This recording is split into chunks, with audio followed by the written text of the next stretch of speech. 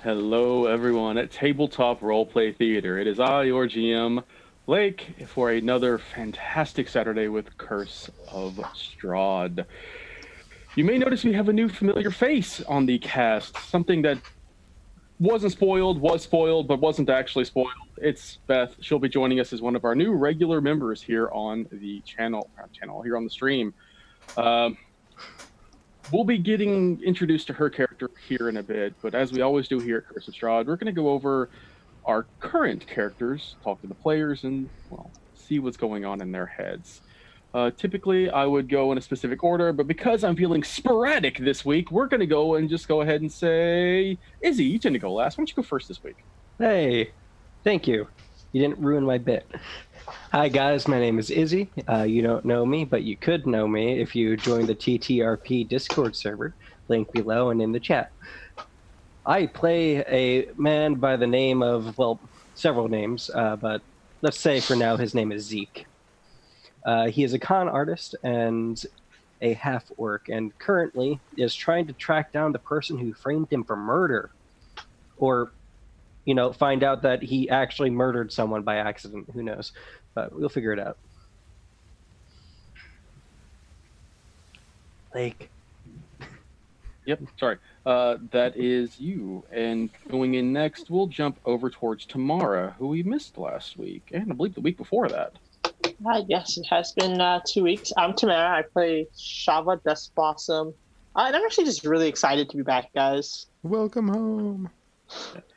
Shava doesn't actually know what her mental space is like because she hasn't been aware of what's been happening to her character for the past 2 weeks. That'll be another fun revelation as we go forward today with today's session. Zoe, you're next. Hello, everyone. I am Zoe Trooper. I play Vinca Delphine Cherry Bottom, the halfling warlock with an obsession for puzzles. And she's super excited right now because there's a puzzle, a murder mystery. So we're going to go solve it. Some sort of Scooby Squad.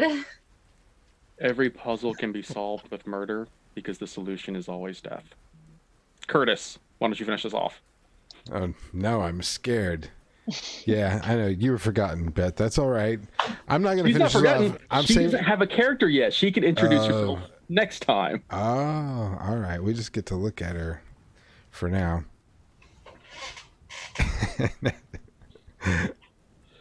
All right, crop it. Let's go home. We're done. Was she not supposed to be up there? See, no, she's fine. Go on, Curtis. Feed me this information. Hello, I'm Curtis. I am the executive director, pretend, here at Tabletop Roleplay, and I try to make all of this stuff work. Sometimes it does, sometimes it doesn't. In regards to my character, William Catesby, who is the only human in the bunch, a man of faith in regards to knowledge, is really trying to just figure out who he's with and what is going on, because I was a little lost last episode because Dirk went from Dirk to somebody else to Zeke to I don't know what's going on. I try to trust what's before me, and then there's all this kind of crazy, freaky, psycho stuff that happens at the same time as well. So I'm a little freaked out. So it's nice to have Shava back and the mystery guest that nobody can see. Here, I can look here. Watch. I'll do this. Oh no, those are on camera. Which one? There it is. All right. It's all going bad. Last week, the group had arrived in the town of Vallaki. Though as soon as they had arrived, some nefarious plot seems to be afoot, as one of the guards that had been gifted one of the tinctures that had been created by Dirk Hardstill wound up dead. And in his winding up dead, he was framed in such a way for the murder as no one was quite sure what else could have caused it. Though as we just lost Tamar for real, as you all met with the Baron Burgermaster Vargas Velakovich, upon his request, you found that he was very willing to forgive this transgression so long as you all went around town and ensured that you were speaking very well of him. And in return, he would make sure that none of you all were found at fault for that murder, something that Dirk eagerly accepted because it just seemed that the Baron was a man of his own heart. After that, you all wandered around town trying to find actual clues as to what could have caused the murder before you all wandered off towards the Wachter house and were invited in for lunch by Lady Wachter. In this invitation, you all spoke with her and found out that she was trying to depose the Baron Burgermaster, trying to take that title for herself and restore some family honor that had once belonged to the Wachters in generations past. She paid you, and you all decided, well, this is a thing we're going to do now. But that was not it. In your investigation of the murder mystery, you found out that the individual who had given the wine, whether or not it was poisoned or not, you're not sure, as you have not found the wine in question, was a man named Bort, a relatively young man. And in your further investigation, you haven't found that much about him, only that apparently he has given wine to the guards on a regular basis. This is not an uncommon thing. But with that, it is time to get started with yet another spooky, scary episode of Curse of Strahd. And I wonder what surprises will be waiting our players this week.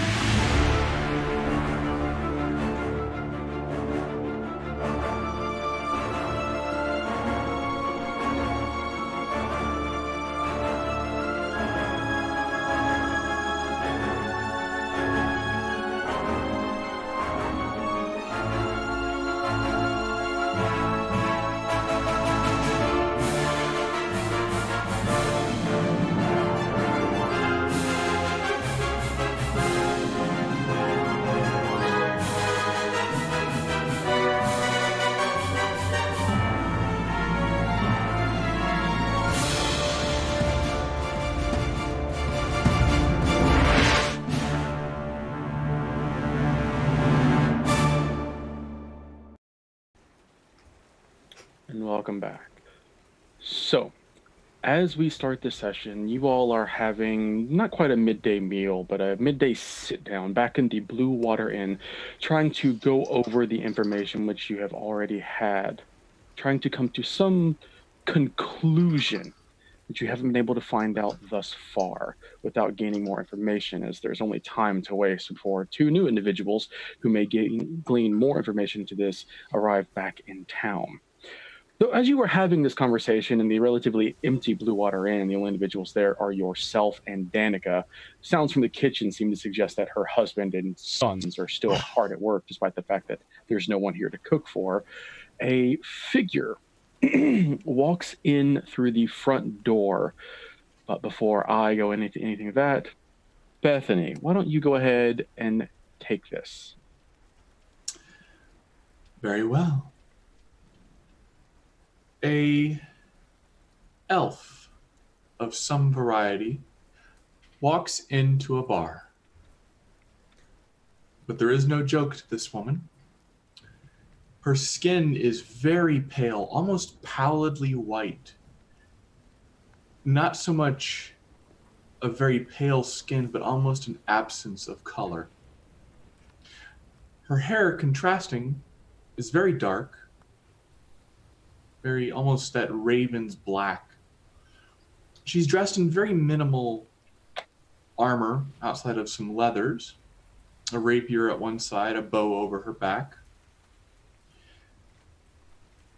Only real remarkable facet of her is, despite having a set of bracers over one hand, you can see these almost lightning bolt tattoos across her wrists, some sort of circuitry almost in design. And she will glance about this tavern very slowly, carefully examining each and every individual in an almost Western saloon load gunslinger fashion before she'll stride up to the bar. Okay. As you make your way up to the bar, the woman you see behind it is a somewhat aged, mid-40s, maybe early 50s, judging by the wrinkles on her face. Long black hair with streaks of gray that work their way through it. As you approach, she kind of leans forward and says, "You seem to be new in town. What do you have?" She'll raise a brow. Is that not the question I am to ask you? "I'm the barkeeper. I want to know what you want. You want a drink? You want a room? What do you want?" Why not both? "All right. A bed for the night is an electrum. With that, it comes in much soup and bread as you can eat. If you want a drink, purple grape mash is 3 copper. If you want red dragon crush, that is the good stuff. It will cost you a silver." She gives a very long look and, what is an electrum? An electrum is an electrum. You do have money, don't you? She'll hold up a gold coin. I'm sorry, where I'm from, they They're all don't the have same. this form of currency. Will this be sufficient? She'll just pluck the gold from your hand. "Yes. Do you want me to keep the drinks coming, or do you actually want your change?" Change, please. Right. She will shrug her shoulders. She will set the gold down for the moment as she makes her way over with a flagon to pour out. She stops at the barrel and says, which wine did you want?" A red. She will pour forth a very bright, bubbling red wine before calling it over and screaming at the back, "Erwin! We have someone who wants bread and soup!" "It'll be out in a moment." Thank you. "If you're busy, you might suggest talking to one of them. You all stumbled into town, and you adventurers always seem to know each other. Or not, I don't care." And she'll hand you your change. She'll take the electrum coin. It was an electrum and a silver, so you will get back what is essentially 9 silver. Okay. And she will stow it in her side satchel. Sorry, 4 silver. Not fucking electrum. Okay. Conversions, they're great. 4 silver. I like to imagine as your attention is drawn to the other adventures in the room, your character would see Vinka, the little halfling, just peering over this massive book and staring right at you. And just, you can see her mouth move, and she whispers under her breath, "Another piece of puzzle." And I imagine Zeke is currently in the middle of a tirade, more or less, going, "And what kind of name is Bort? Like, how much do you have to hate your son to name your son Bort? Like, I want to kick his ass just from knowing his name." What do you think, Vinka? Is he a murderer? Bort? I don't think so. I think he is an unwitting accomplice. Yeah, but he has the name Bort. So, like, he has to be, like, some sort of social misfit. And you have the name Zeke.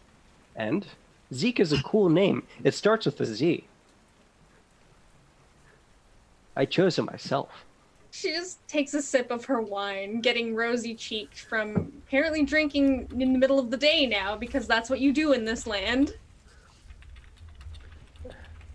I call it, "William, you're oddly silent. I like that. You should stay that way." Zeke, I am incredibly frustrated at this particular moment, and it has to do with you. Just get me something to drink. Can you do that? Is that Sure. a possibility? Sure. Can I have the gold to pay for such drink? Yes. Okay. I take the requisite money, go over to the barkeep. I'll get William a drink. And I whisper, the shittiest kind that you have. And then I'll stand back up. And one for this elven person that just walked in. Anakin will kind of shrug. Sure. What the hell of that do you want? And she will procure 2 more, this time purple wines. Much smoother. Just going to set them on the counter. So how is your investigation going? Not well. We got news that apparently it wasn't the trickster kids, whatever the hell their names were, that gave the wine to that guard. It was a kid named Bort, who I am starting to suspect is slightly older than I expect him to be. But he still has a very stupid and punchable name. You would insult someone for having their name Dark. Zeke, we went over this. I lied to you the first time. So all of your names are stupid? Can you see my frustrations? Vink is just like, see what I'm saying? My names are not stupid. I chose them myself. That means that they are elegant and exotic. You said bored. This name... I think I've heard it before, but I don't remember seeing an individual around here. Not so Well- frequently, at least. Supposedly, it's a child who will give the guards wine in their night shifts because he's a good boy. Issue with this, of course, is I don't think he did it. I think he brought it for someone else. You said he gave them wine. This would have been last night? Mm-hmm. I don't remember anyone taking any wine last night. No one at all? We sold wine, but I don't remember feeling any wineskins. Interesting. See, the elf is just stroking her chin very carefully before she'll actually look at Zeke. Do you have any other names?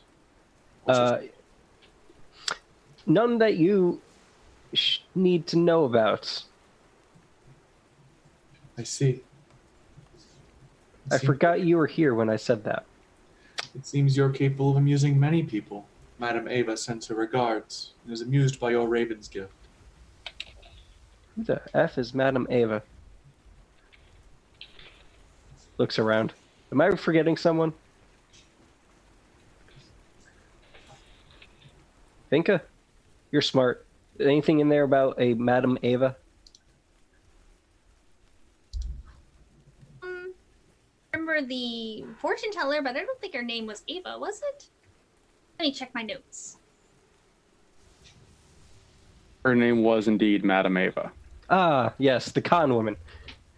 Oh yeah, right here, and she taps her book. Madam Ava, will you talk to her?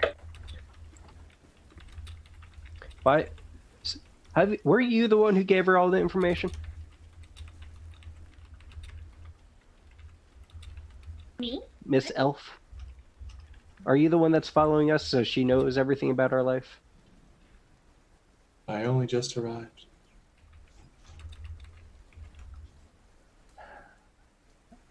You know, I'm not happy about you being here, so drink the wine that William has so graciously bought for you. I'm going to have to cut you off there, Izzy, for a second. We're having some technical difficulties with our call, guys, so we're going to go to a brief intermission so we can fix things and hopefully get tomorrow back. So just wait right where you are. We'll be back in hopefully just about 5 minutes or so. And we're back. Sorry about that, everyone. We had to work out something with our communication, but fortunately, it seems to have been resolved and we should all be back. All right. I'm hearing an echo. I'm not sure where that's coming from. But as we all return, for this brief moment, we're going to pan the camera away from what is going on in the bottom of the Blue Water Inn towards what has happened in the past 2 days. Tomorrow, after meeting with Madame Ava and receiving the reading, you all set up camp in the Tserpool encampment, rested, and were planning on making your way into Vallaki the next day. As you were resting, you noticed the fog was slowly but surely creeping warily around the edges of the camp and slowly making its way closer. And much as the last time you saw this fog, you noticed there were shapes, figures, and other creatures almost moving through it. The look of wolves, the look of worse. But as you stared off into this fog, something specific caught your attention. Two tiny, pale lights that seemed to look out and watch you. And as they watched you, your mind went a little fuzzy. Past day or so has been a full-on blur. And you remember sitting up in a bed. You look around the room. The room itself is not so familiar, though you do vaguely recall renting this room at some point. You kind of reach over and you feel your neck, and there's 2 puncture marks there that definitely were not there before you went to sleep at the pool.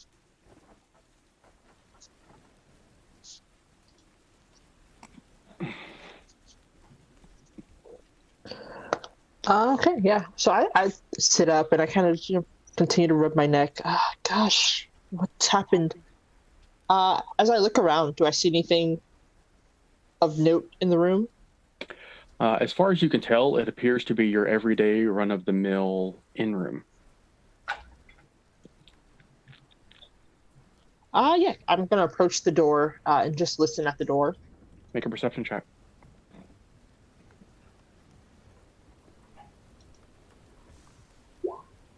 You hear what is the unmistakable ranting of Dirk downstairs. I'd shake my head, kind of roll my eyes a bit, and I'd head down to see if maybe they knew what had happened. Okay.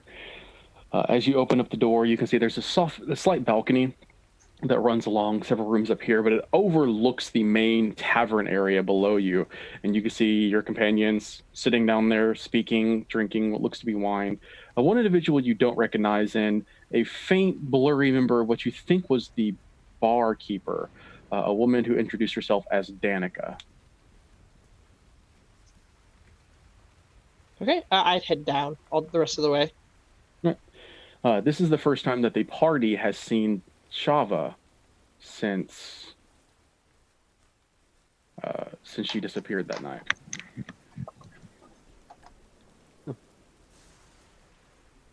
Hey, Oh you. my.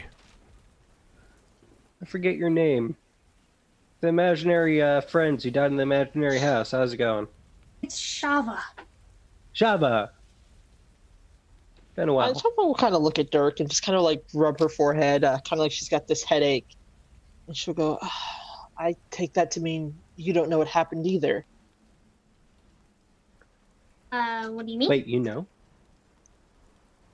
I just woke up here. I have no idea what's happened since we were with Madame Ava.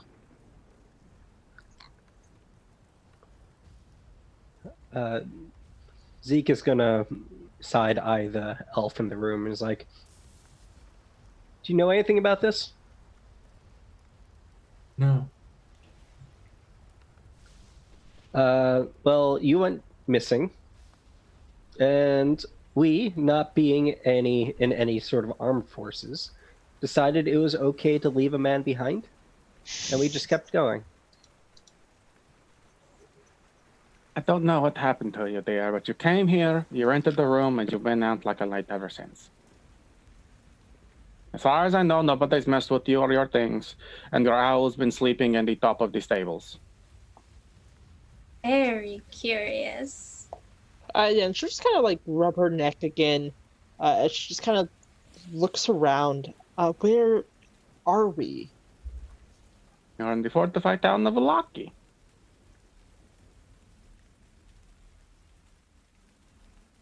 Yeah, we're nowhere important, really. But since you're here, you can help us discover a murderer. Oh, you must be the allies I was told to find. You were told to find us? Allies? I only just arrived in this land as I explained. The first person I really spoke to took me to the fortune teller, who told me to find allies who were searching for the mystery of the man in death.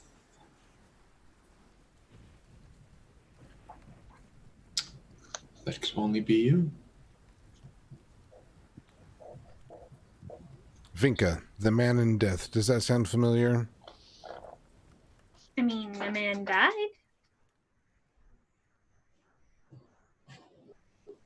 So that could make sense, maybe. What else did she tell you? That was the extent of it that was important. I like it. Nice and vague, so you can latch on to multiple different groups.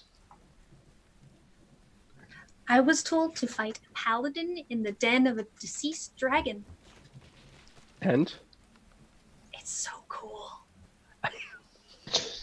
Vinka. I'm cutting you off. You can't drink for the rest of the day. Oh. She is He excited can't cut by you off. knowledge. If you want to purchase wine, you can purchase wine, dearie. No one's going to stop you. Why are you And then it enable- just gives you a really stern eye. Why'd you have to enable her? Look at how big she is. Like, a half a drink is like 6. And? That's a very dangerous business practice. Very irresponsible. What if she got behind a cart? Do you see any cards in this town? Oh, there should be a cart in this town. Do you know how many times we had to walk to this bar? Like, all... Anywho. It'll be Something a great tells me service. you are not a particularly intelligent person. I am... It's not the first time someone said that to me. Uh-huh. Why? Closing her massive book closed, Vinka will introduce herself. Hello, I am Vinka. It's a pleasure to meet you. I realize we've not introduced ourselves yet. It's very Zeke. nice to meet you. Zeke here seems to always steal away the conversation and steer it off into someplace dark and nefarious. Yes, thank you, Miss Cherrybottom. My name is William Catesby, and this is Zeke. And Shava, I believe, our mysterious and reappearing friend, has just arrived. Hello, Pleasure to meet you. and you as well. I am I don't look Alarwin. Oh, sorry. Go ahead, Beth.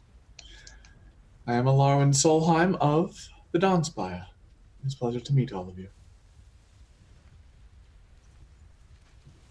Of the what?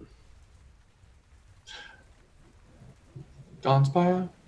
Where all you? You all must have been dragged here unwillingly as well. Yes. Well, I don't want to say it was unwilling. I would not willingly put myself in a group with these, well, specifically him, pointing at William. Vinka, you're all right. Most definitely not. Java, I actually haven't met you that long. I said the group I came here with actually perished. See, Yeah, eaten by a house. by a house. Lured in by children, apparently. Terrible Oh, there you go. event. That is unfortunate. I have been fighting one calamity only to find myself in another. Calamity. That is a good word to describe you, Zeke. I don't know what that word means, but if it has anything to do with clams, I am offended. I assure you it does not. do not hide behind a thick outer shell. No, but apparently you make up names for everyone you meet. Dark Heartsteel. That's just my working name. Do you have any other names you should tell us? Well, I guess since you already know everything, I might as well confess it to you. And since you are now officially my therapist, I also, for a short period of time, went by Blast Slipneck. For like 30 seconds. And then he's a character I've returned to a couple of times. There was also Stab Manthrust, Blake Hardsteel, who is Dirk Hardsteel's cousin, and quite a few others. Vinka not so subtly opens her book again and starts reading while she goes through the names. Right. I'm going to start charging you by your name. Blair Reinhard. Blair Reinhard was a great guy. I loved playing. It seems Blair you are Reinhard. getting off track with something we are trying to be solving. Yeah, we're trying. Look, fine. Look, if you're here with the seer, then that means that you already know the situation. So I'll just explain it to you again, because she probably has a couple of the information's wrong. You know how seers are when they get their information third hand. Someone drank one of my tinctures. They died. That doesn't happen. We found out they drank some wine with it. We think the wine is poisoned. We've followed a chicken scratch trail all the way through this town. And finally, we come up with the name Bort, a kid who gave them the wine, and the one person who sells the wine here has no idea who the hell Bort is. So we are either lied to, or this Bort's going to get an ass kicking. Also, the wineskins vanished. Vanished. See, the guard went to get help for her fellow guard, and by the time she came back, they were gone. That is odd. Very ominous indeed. Stares at William. You're lucky you're across the room. As you all are discussing this, the tavern door opens once more, and you see two more, far more burly figures kind of make their way into the bar. One of them is as bald as can be above and seemingly shaves his head with a beard that stretches down almost to his navel. The other is a very lithe-looking man with greasy black hair, and you can see he wears a cloak around his shoulders that seems to be stitched together of miscellaneous leather parts. And even as they walk in, Danica will point at them and say, "That's what you're looking for right there. Zoldar, Yevgeny, this group wants to talk to you." Wait, who is this? Hello, I'm Vinka. We were looking for people that knew the area so that we could get escort to the Wizard of Wines after we're done stuff in town. Oh, what is that noise? Okay. The individuals kind of give a glance around you, and the bald one will say, "Yeah, I know the area." To which the smaller one responds, "Know the area." Excellent. We can just find you here every night, correct?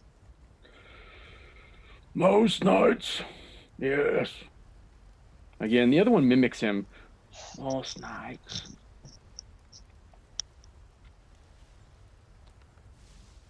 Where is it you're looking to go?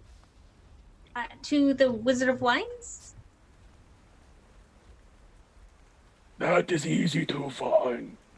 Do you want to hire us to guide you, or do you just want directions?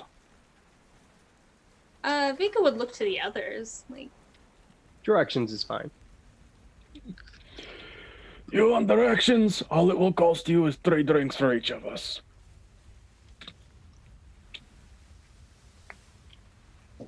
Vika will pay for that. I imagine she's getting short on cash by now.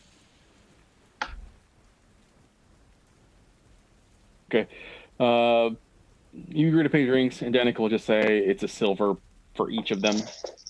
They're not really picky about what they drink. And as they kind of settle themselves down around the table, the drinks are poured over, and Soldar kind of leans back. The Wizard of Wines. That is on the far western side of the valley. It is easy enough to find. It lies south of Kresk. If you hit the bridge that crosses over the river south of Lake Baratok, you have gone too far. And how far is that travel, time-wise? If you make a good pace, you can get there before night falls if you leave in the morning. Yeah, excellent. You better be ready to camp if you want to come back. I believe we should avoid camping at all costs in this realm. Wise. To which the other one replies, wise.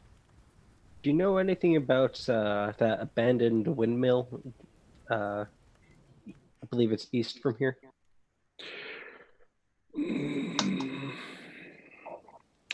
Legends state that the name was at some point called Bone Grinder. That's not. Don't know who lives there now. Oh, thanks for. One other thing. Do you know a man, kid, young adult by the name of Bort? No. Well, thank you for the time. Oh, the Baron's doing very great, don't you think? Look at how clean the town is. Have a good day. They just Yes. both give you blank stares. Zeke walks back to the bar and leaves Vinka to stare at them, I guess. If you all don't have any more questions for them, they will just take a table to themselves and enjoy their drinks. Why Wait, does... Go ahead. We at least know where they are now in case we want to talk to them again or get them to actually guide us. Yes. Why does nobody know of this Bort? Maybe he doesn't exist. Explain yourself. Well, I imagine the innkeep here, this lovely woman, would know 90% of the town at the very least. So one of two things happened. One, this Bort is very new, in which case, why would they take the wine from him? Or two, someone lied about Bort even existing in the first place. Or 3, it's a pseudonym. Vinka looks to Danica and goes, Danica says she's heard of him. I've heard of a Bard. You've just never seen the Bort. Not enough that I can remember his face. So it could still be made up. She shrugs her shoulders. Either way, Who was it that told us about Bort in the first place? the lady guard that we talked to, the one who was on shift with him, maybe the lady guard murdered him so she can get more overtime pay. She seemed to know Bort. Ingrid Right. was her name, yes. Ingrid. Who cares what her name was? Oh, for crying out loud. We're going to have to go back and talk to Ingrid again. I wouldn't suggest it. She's trying to sleep. That was a while ago. Don't know if we'll get much more out of her. Maybe we can hide in the bushes and wait to see if Bort arrives with wine to give to tonight's watch. And then we hit him But we don't multiple know who times. we don't know who Bort is if we saw him. Well, if he has wineskins. The only child with wineskins at midnight? Also, what kind of child just carries wineskins at midnight? There's a lot to unpack here, and I don't think we really care enough to do that. So if you all are coming to your finality in this discussion, what is the plan of action here? What do you all intend on doing? Well, Arwen's going with the flow. She doesn't really know what's going on yet. She, Middle of... God, I'm so sorry. You're fine. She's missing the context other than they're looking for dead people. She doesn't know why. Well, it appears that Zeke here, in another name. Anyways, a guard has ended up dead because of one of his potions, and now we have to somehow prove that it wasn't murder on our part, and actually, perhaps this wine that the guard received from the mysterious Bort. Interesting that they let a suspected murderer walk around free. Well, it's more manslaughter. It was sort of an accident. Yeah, to be completely honest, William here is the one who gave him the drink. Yes, but you made it. Oh, no, I didn't make it. I just sell it. Shama will look at Dirk, and she'll just go, "Are you sure it didn't kill him?" I'm like 90% sure. It didn't kill the small one here when I gave it to them. Why would it kill a full-grown, mostly healthy man? Maybe he was allergic to something. It's caffeine and spearmint. And whatever the heck the shining filaments are in here. Which Gonna we be don't honest. really know, to be honest. Gonna be honest, that one's a little bit of a mystery. I heard if you take it out and remove it from the liquid, it might set on fire, but I don't know.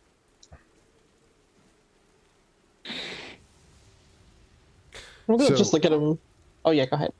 Well, no, I was just going to say that we are assuming that it wasn't the tincture that killed him, and perhaps the combination of the tincture and the wine that he drunk.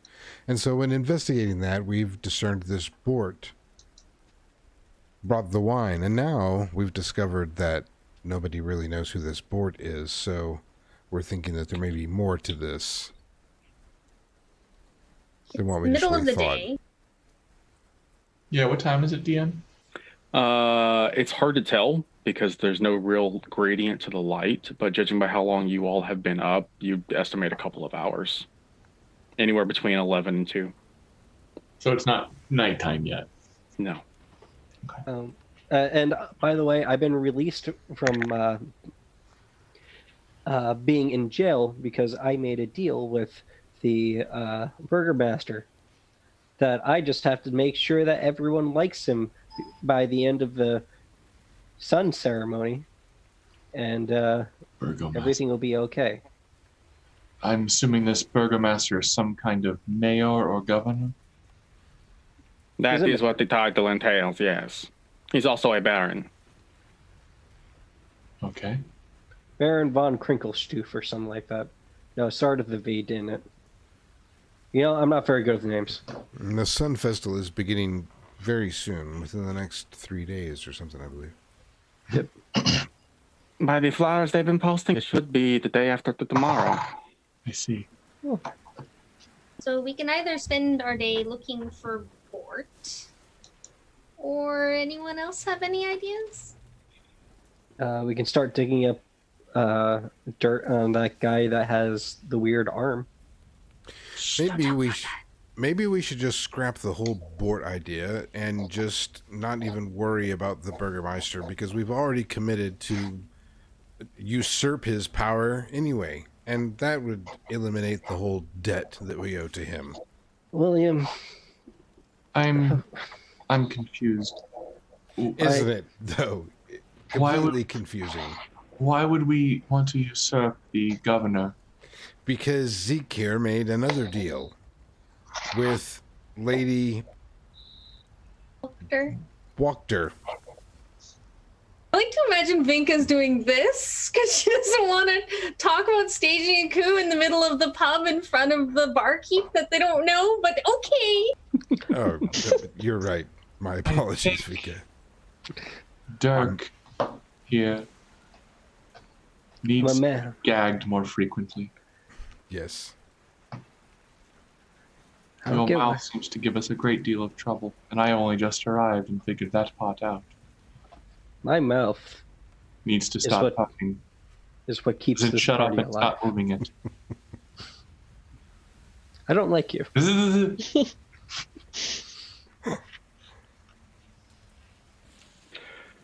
Very good. As this conversation trails on for another few minutes, another door opens upstairs, and the members of your group who recognize her sees Arena kind of slip out of the room she's been staying in.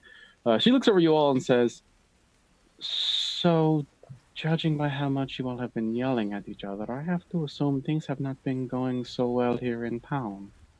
And Alarm will just look up at the new person. Not especially, Irina, but we may have brokered a nice place for you to stay, depending on what we are able to accomplish. The Burgermaster amenable to me staying with him. Oh, I believe we're about to have a Burgermeister that is a her. Aren't we trying to get Lady Walker as the Burgermeister now? Lily, I- you're so bad at this. Don't understand. Luna, really? So you're saying the Burgermaster Vlakovic is not going to be in power? He's an idiot. Excuse me for one moment. Is he now? And it's for the best for both us and you that there's a shift in power. Best not to get into it, apparently. It's upsetting Vinka, and it could cause problems for us in the long run. So the first question is how do we accomplish this? Enclosed rooms. I.e., let's go upstairs. Very good. I like to imagine all of us in this cramped little room. Be great. To be fair, it is the largest room besides the tap room, it is the largest room in the house because there's 4 beds in it. But Yeah. it is a lot of people to have in one room. All right, so you all can make your way upstairs. Arena will just turn around and walk back in the door because that's where she was already. And you can all reconvene in the larger bedroom. Just for a little bit of privacy. Yeah. So yeah, the entire thing is we have to get rid of the Burgermaster's right-hand man who has a devil arm. And honestly, taking him on in a fight's probably the bad idea. So why don't we just humiliate him to the point where he resigns? I think And we came up with the only way to really humiliate him is to do it at the Sun Festival. Not a bad idea. Just not really sure how to go about that. Well, we have a tiger. A tiger. Yeah. Oh, you weren't there for that either. Yeah, there's a tiger in a cart that's just kind of chained up there. Then we can release him at the Sun Festival. And I don't know. I'm sure the casualties will be more than enough. Well, that seems cruel. Does he wish to be caged? You planning on releasing an animal to harm innocent individuals? For our gain. Of See- course not. I was thinking we could try to trick him to get into a stockade and just put one of those donkey helms on him. The mule hats. Who is this individual that has earned such of your animosity? The Burgermeister's right-hand guy, I don't know his name. Apparently like an adoptive son or some crap like that. And Shava, no, that tiger does not want to be in there. And the fact that I've knocked on the side of it and it's damn near took the thing like off its wheels, slamming itself into the side of the cart. So, Well, maybe he just didn't like the way you approached him. sure. I don't think it wants to be there. But it's a circus animal. It'll get trained. It'll learn to love its environment. I believe I've already had this argument with him, Shava. It's a futile discussion, and we've even spoken with the owner, and I'm not even sure that it's actually a tiger in there. I think it's something much more vicious that maybe perhaps we shouldn't set free at all, which means that that plan is probably not a good one. I think a much more subtle approach perhaps an individual confrontation of 5-on-1, say, in an enclosed area, might be a better strategy. I mean, that could work, but how are we going to get him into a 5-on-1? Well, we need to see where he spends his time. Oh, you want to ambush him in his sleep? There's an idea. And then we kill him, right? Exactly. That seems like unnecessary bloodshed. It does. As opposed to letting Just a monster loose in a crowd? Look, one of these things is very passive. The other is me actively taking the life of a sleeping person. At least the crowd can run away from the tiger. You are... One's survival of the fittest, the other's just dirty fighting. you carry a weapon.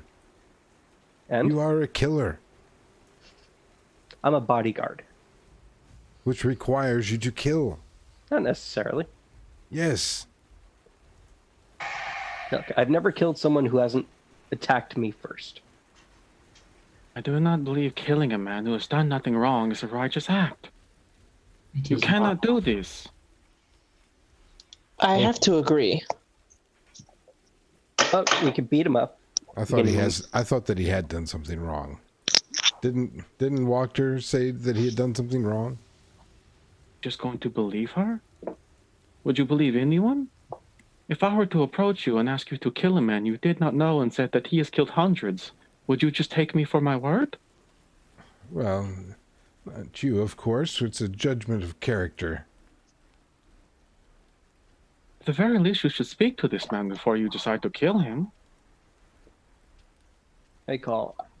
Hearing that, though, I'll kind of look at her and I'll go, well, we did kind of just believe you about Strahd, and I've never met him before.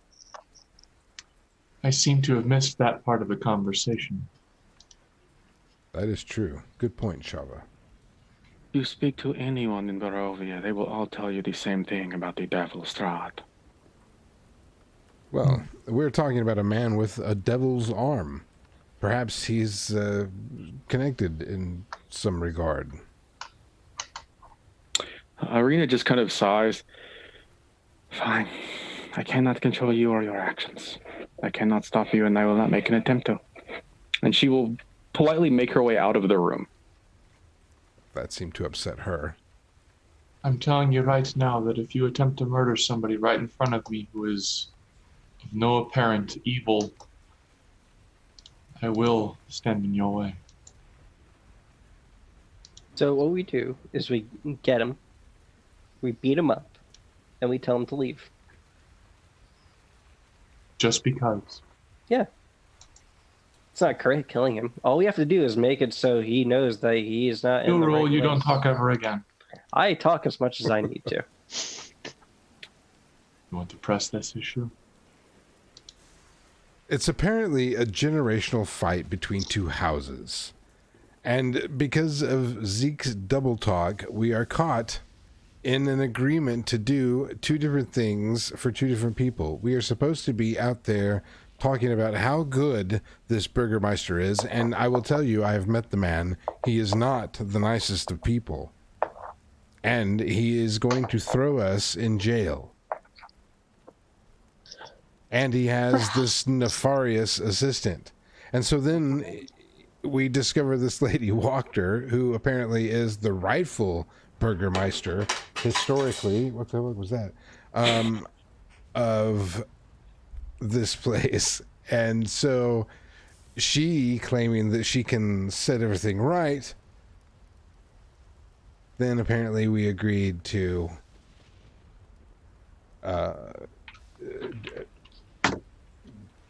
dethrone the Burgermeister so that Lady Wachter could take over, I believe is the plan. So we're kind of stuck between a rock and a hard place. And quite honestly, both of them could be just as evil or just as good as the other one. And in my opinion, they're both a bit weird. I see. But Zeke has a tendency to tell a whole bunch of things to a whole bunch of different people, and it's very difficult to keep track of. Very easy to keep track of. Then I wish you would keep track of them. I have a perfect memory of exactly everything that happened. Yeah, the names might be messed up, but I still got the general gist. I know what disguise I need to have on for each person. I am done talking to you, Z. I mean, there is an option C here. And hear me out. We could just leave town. And go where? To the next town. Just to the Wizard of Wines? Maybe he'll have an extra bed.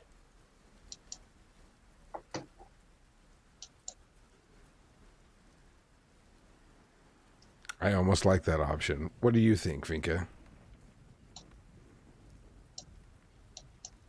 Oh, I feel like we've got some business here to do. I got a name to clear up. And by the way, none of these are conflicting. I can do all three of these jobs successfully. I can figure out who killed this guy. I can continuously uphold this idea that the Burgermeister is a good person to everyone, while also stabbing his right-hand man in the back to overthrow him. You know what, Zeke? I believe in you. I will follow you until the ends of the earth. Lead the way. I don't know which way to go. Listen, the people here don't like the current Burgermeister. I think most of the people here would be happy with Lady Wachter. My only concern about putting her in charge is that it has to go to her sons when she dies, and she says they're idiots. She has sons. She has idiots. Don't we all? William, one day you're going to... Does she have any other people she works with? Servants, people under her purview, I guess. Make an intelligence check, Vinka, as you think about that. She does have a stalker. That's interesting.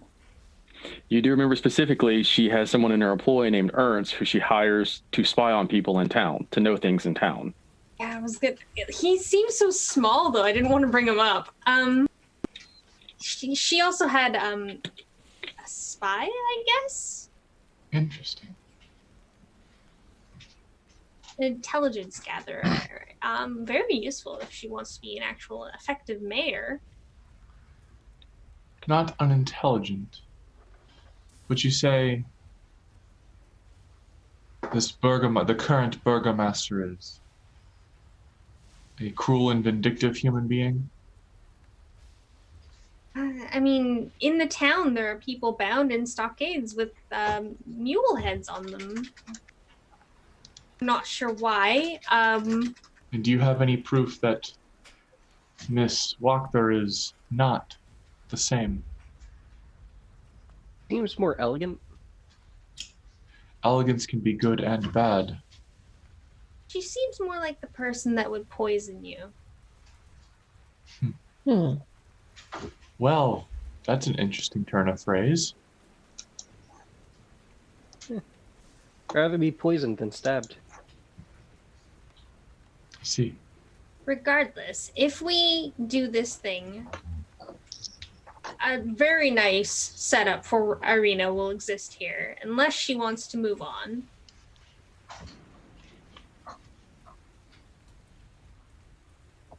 The ultimate question I ask then is, if we side with either group, will this benefit us in getting out of this land?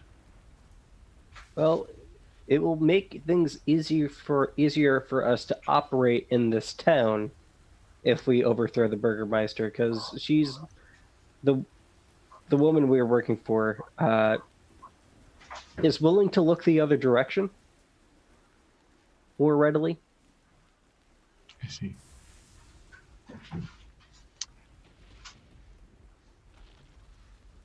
I will leave the decision to you, Mr. And she'll look towards the cleric whose name is jumping out of my brain right now. I'm sorry. William. Mr. William. I think you are perhaps amongst these others the most capable of making an intelligent plan. Fight me. One-on-one. Someone will kind of look at Dirk and to the elf, and she'll be like, "I don't think you want to take that fight." She'll give him a once up and down. I fought meaner. Oh, she was talking to Dirk. I'll take any fight that comes my way. They're quite fun. Not against me. I do not like this current Burgermeister. I think we should go ahead with the coup. I am inclined Irina, to agree. Irina Irina, left. if you... She left? Yeah, Yeah, she she left. walked out. Okay. I'd rather she didn't stay here if he's in charge. But we need to find a way to oust him without. What do I call it? The woman we're working for is going to oust him for us. We just have to take care of his muscle. Maybe there are other ways to humiliate Ezek. Perhaps we can, at the fair, at the Sun Festival, we can beat him in tests of strength. I don't know, dump a pie on the Burgermeister. I could get in disguise and attack the Burgermeister with some non-lethal. I worry about your safety that way. Oh, I can get away. Maybe. I don't think so. Maybe you could dump the pie. And then, if you needed to, engage. We just have to make Ezek look bad, and then he'll leave, and then the Burgermeister won't have anyone to back him up anymore. Like, that's literally all he has. Nobody else in the town likes him. I wonder if I could just... I'm big. I'm strong. If I just challenge him to a duel for his position, would he accept it? Maybe. That might be an option. And then my incompetence can shame the Burgermeister. Do you think you could beat him? Oh, I haven't seen him. But there hasn't been too many that could take me in a fight so far. He has a demonic arm. And I don't got no glass jaw. Mama didn't raise no quitter. Not that I had a mama. Just saying he may not be your usual opponent. Yeah, I mean, I got you guys to back me up, right? William, you're a cleric. You can give me, I don't know, who do you worship? Ogma. Oh, you could give me the nerd's blessing. She raises a brow. Yes. Ah. I think you're smart. You can tell me how to fight this guy. Sorry. What were you saying, William? Ogma is a deity of knowledge. What you're looking for is martial skill, Zeke. Why do I shack up with you nerds? I think we should find out more about Ezek. Maybe he has a soft spot for puppies. I don't know. If we knew his weakness, it would help a lot. Who is Ezek? He's the guy that we're trying to humiliate. He's the muscle with the demonic arm that we have to get out of the way. I see. I agree with Vinka. We should learn more about this man before we attempt anything. So let's go. Oh, well, we're not wanting to engage him actually until the thing, which is still a day and a half away. Would make sense to humiliate him in a more public setting. Yes, of course. Yeah, that would be perfect time. So you guys have arrived in a course of action. You would like to investigate the town and see what you can find out about Isaac Strasny. Yeah. And Bort, if we can find out anything about that. We're investigating. We can always ask about both. Okay. You all are going to be working together in this, I imagine, unless one of you decides, fuck it, I'm going to handle things my own way. So I would like for you to elect an individual of the group to make me an intelligence charisma check, please. Vinka, Since you're all you're both of working those together things. at this, I'll let you make that an advantage. I think Vinka's got intelligence charisma. I have 13, so I mean, not really much help there. I'm not so heavy on the intelligence. It's an investigation charisma check. If you're proficient in investigation, then you just add your proficiency bonus to a charisma check. I am proficient in both, or proficient in investigation. I am proficient in investigation as well. Mine's 3. So who's 4. doing it? Just have somebody do it.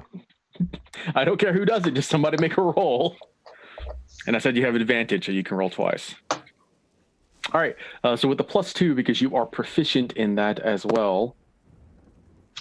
Actually, that's just using intelligence. So that's a much bigger number that I'm not even going to worry about going into the math of.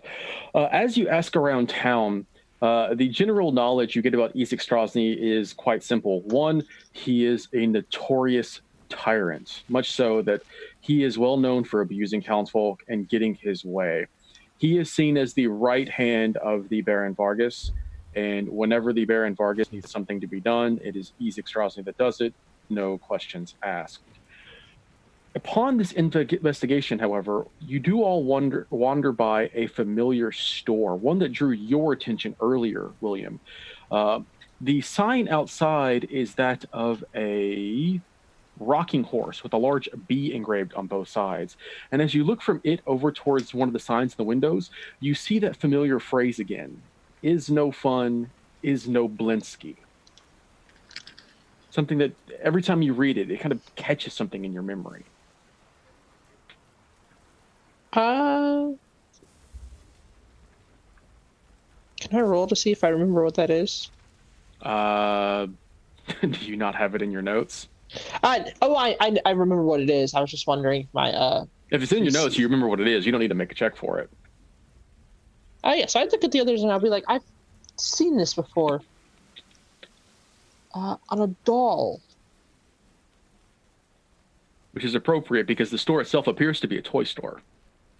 Oh. Yeah, I remember that.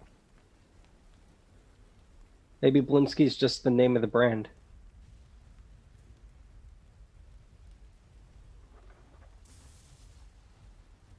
Are you interested in this, Shava? Do you want to go inside? I'll look and I'll go, yes, just for a second. Oh, Make a perception check as you're looking in through the window, Shava. As you kind of leer in at the window at the shop, you see that there is a man in here, a very portly man, wearing what looks like a miscolored, drab, purple and green jester's uniform. Extremely fat, must be 300 pounds almost, who is walking around behind the counter checking the stocks of the shelves. But one thing that catches your eye, or actually two things specifically catch your eye. The first is the macabre nature of most of these toys. Just to name one or two of them, one you notice is what looks like a miniature gallows, complete with a hanged man with a small sack next to it. Another is a small carousel that appears to be children running away from wolves. But the thing that catches your attention the most is that sitting in the counter behind a small glass is a doll that looks extremely familiar. Because it looks like Arena. Yeah, I'd definitely be interested in going in now. And I'd point that out to Dirk, because I'm assuming he's still next to me. This doll looks a lot like Irina, no? What? I mean, if you squint at it, sure. Are you asking me? Only because I was already talking to you, to be honest. Oh, yeah, okay. I understand. Hey, William. Elf person who I forgot your name is. Oh, and Vinka. Yeah. Forgot about you, Vinka. Come over here. Shava got something to show you. Just glares up from her book. What is I'm it? starting to think that you don't like me. This is the toy maker. We've seen one of his dolls before, but look at the doll in the window. Does it not bear a striking resemblance to Irina?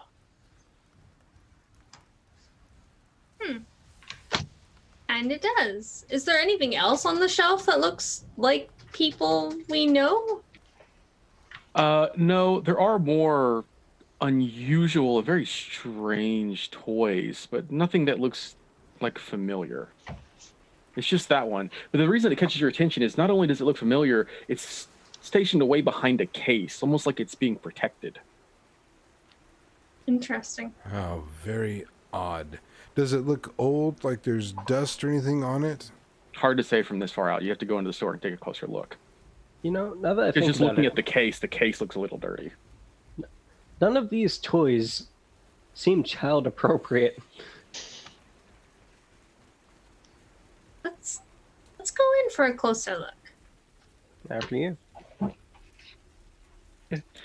As you make your way into the store, there's a few chimes that ring when you do, and it goes ding, ding, ding, ding.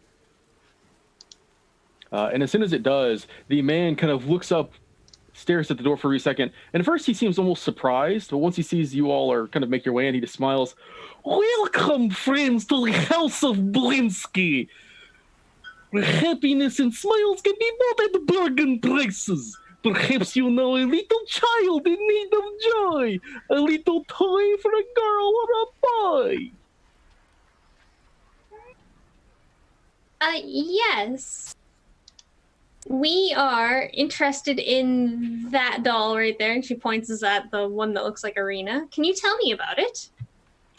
He kind of rubs his hands together and looks over, and as he looks down into the case, you can see the expression go from happiness to kind of, not quite despair, but being uncomfortable. Yes, I am afraid that doll is not for sale. It is a special order. But if you would like any other toys, I would be happy to help you. Oh, who would special order such an amazing doll? It is private for the orderer. I am afraid I can't just tell you that. So unique, though. They have good taste. I can say that much. Can I persuade? Make a persuasion check.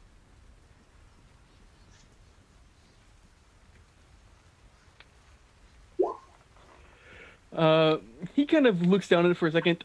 Yes, Gandalf has been working on these dolls for a very long time, has made many of them at his point.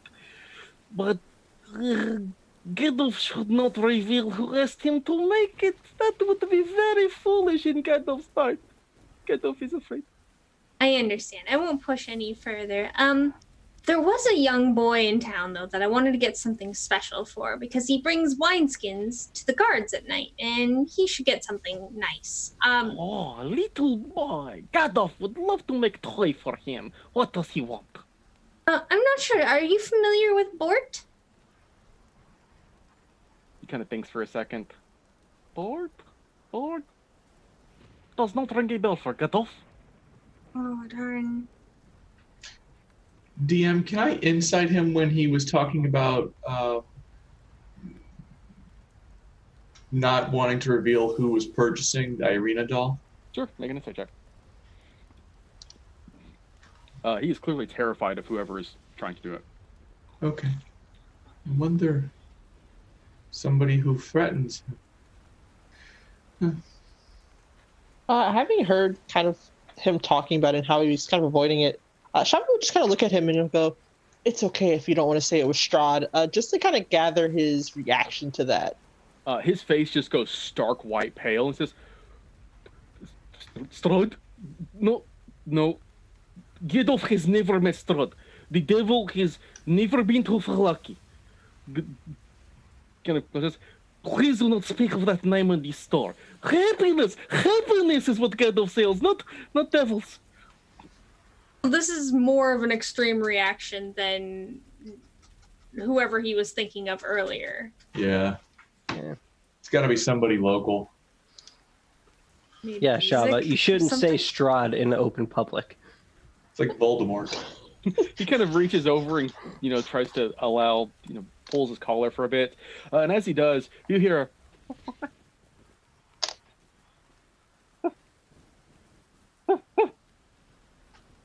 as you look around, you see a tiny little capuchin monkey jumps up on the counter. Adorable. As you look at it, you see it's actually wearing a pink tutu. Aw. Shava will approach the monkey and just hold her hand out. She won't touch the monkey, but she'll hold her hand out. It just climbs right up on your shoulder and just kind of sits on it, looking around, kind of places its hands on your head. And Gandalf just looks at this. Oh, you have met my little friend Piccolo. He is Gandalf's trusted associate. He has a beggar monkey. I love Piccolo him. is not a beggar. Piccolo fixes things on high shelves. I understand. In the caravan business, those go for a lot of money. Really? Yeah. I call it having a monkey that can collect the coin from all of the people who surround the caravan. Very useful. People trust monkeys more than they trust people. Gandalf kind of scratches his beard. Huh, Gandalf will have to thank his friend for giving it to Gandalf. Who was your friend that gave you a monkey? Oh, he has come into town fairly recently. He is the carnival man. Okay, yeah, that makes sense. 2 and 2 adds together. Carnival man? Oh, he's the guy who owns the tiger. Rictavio, I guess, That he's is stuck his name, here. yes. Yeah, he's stuck in here like we are. And he has a carnival, I guess. As you're having this conversation, the monkey jumps off of Shava's shoulder and tries to land on Alarwin's. She'll let it, stares at it, and just kind of like a cat that's not supposed to be where it's supposed to be, she'll just pick it up and put it on the ground. All right, you do that, and the monkey just kind of reaches out, like clearly is trying to reach into your hair, but as you just kind of pick it, it just kind of leans out, and you sit on the ground, and it looks up at you, and it turns, and it jumps up on a shelf, and then it starts hanging from the rafters. So did he trade you that monkey for the doll? You keep asking me what the doll is. No! We're just curious, because it looks like someone we know. Someone you know? Yeah. Gandalf does not know who doll is of. Gandalf just makes doll on description. You don't have a model or a painting or some sort? No. Gandalf just has paper. So it was a very specific description. Somebody who knows Irina well. A How- paper? What do you How mean long paper? does it take you to make a doll like this? Sorry, we kept talking over each other. It's all right. Gandalf has to make one doll every month. Why? Or else. Or else what? Make a persuasion check, Dirk. God. I suck at these, but for some reason I've been doing pretty well recently. You guys are rolling great tonight. There we go. Ah, Haha. You jinxed us. Gandalf should not say. I know, I do it so well too. Gandalf should not say that. Would get Gandalf in trouble. Can Shava kind of look around to see if she sees anything kind of laying around, maybe? What are you looking for specifically? Anything really with a name that would maybe suggest who bought the doll. I was like looking around. You don't notice anything like that. You do get a good look at all the toys that are in the store, though. These include, but are not limited to, a headless doll that comes with a set of attachable heads, including one with its eyes and mouth stitched shut, a miniature gallows complete with a trapdoor and a weighted hanged man, a set of wooden nesting dolls. The smaller each one gets, the older it gets, until the innermost doll is a mummified corpse, a wood and string mobile of hanging bats with flapping wings, a wind-up musical merry-go-round with figures of snarling wolves chasing children instead of prancing horses, a ventriloquist dummy that looks exactly like... Actually, I guess you guys haven't seen that individual, so I shouldn't describe it. But it looks like a caped figure, a caped noble with fangs. You can only guess as to who that is, among other things. You know, we are friends of the Burgermeister. If someone's threatening you, he's been doing such a great job lately, too, cracking down on crime. We can make sure that nothing happens. No, that is quite all right. No need to bring it up with the Burgermaster. Okay. No, wait. All the more reason to bring it up with the Burgermeister. Are we wanting to find out this information or not? I mean, it's creepy information, that's for sure. No, that is quite all right. No need to bring it up with the Burgermaster. Then I suggest that you tell us where the inspiration for this doll came from. He kind of looks a little wide-eyed around the room. Go ahead and make me an intimidation check with advantage. Oh. I think I already know who it is. I think I do too. I don't. I'm an idiot. Okay. He just kind of drops his hands, and as he looks defeated, the monkey actually kind of hops over on his shoulder and starts to pat him on the head, almost consolingly. And before he just kind of eventually mumbles, "He's extrasny." Vinka just nods as if she already knew. Yep. He's been coming here for years, forcing me to make these dolls. And if I do not, he threatens to burn my store down. Why? Hold. Do you know what these dolls are for? I don't know. He just demands they make. And why would he burn the place down? It seems a little extreme. That is he's extrasny. Well, we got the dirt, guys. Can we What is this? can we racketeering? discuss this further later? But I don't think racketeering is something the Burgermaster is really going to care about. I care about No, this. no. I think everybody would be really unsurprised about it. This is antithetical to the capitalist dream of being able to run your own business. It's Please perfect, do not you keep me in guys. trouble. Kadov has enough trouble running store as he is. Nobody wants toys anymore. No, we're not going to get you in trouble. We Yeah, promise. You've been very helpful, Get Off. Perhaps we should visit this creature's home. Maybe. But before we go, Zeke is going to actually investigate the gallows because he's starting to look at this and go, "Hey, I recognize this. Does that doll have any resemblance to him?" Make an investigation check. Actually, make it a perception check. Perception. I Yeah. equally suck at both of these. Good to know. As you just take a moment to kind of like pour the heads out of the small little bag, you look them over and you swear one of them is very distinctly half orcish, bearing very similar features. It even has a horned helmet that as you look at it, you swear its eyes grow very faintly red. But then as you take a moment to kind of stare at it and you blink, it's just a normal head.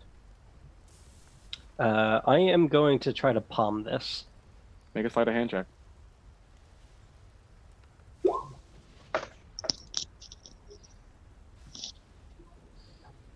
Okay. Gadolf does not make any mention of it. And then ties the bag back up, puts it back on. It's like, okay. Well,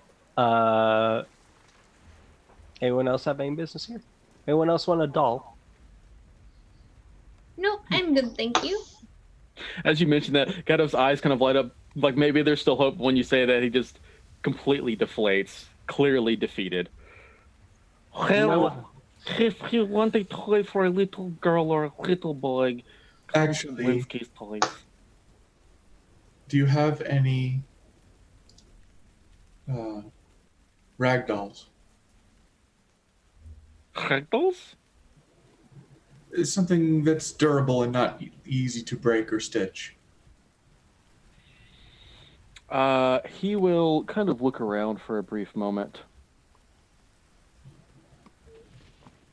And he will produce, from behind the counter, a doll you didn't see before. It appears to be a very sturdy burlap doll that has been sewn together, probably quite tough considering the material it's made out of. You see the eyes are made out of buttons, and the mouth has been stitched shut.